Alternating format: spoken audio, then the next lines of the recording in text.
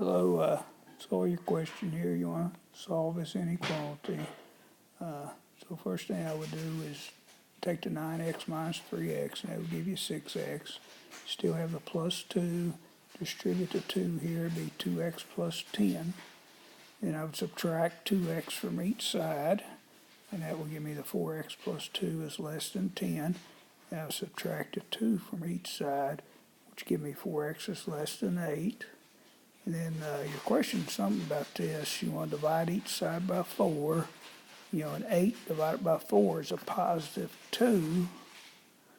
This would leave you x less than 2. And you do want to give your answer in interval notation.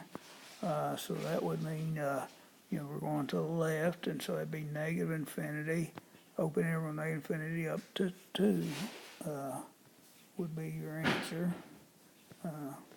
So we're going to the left here, x is less than 2.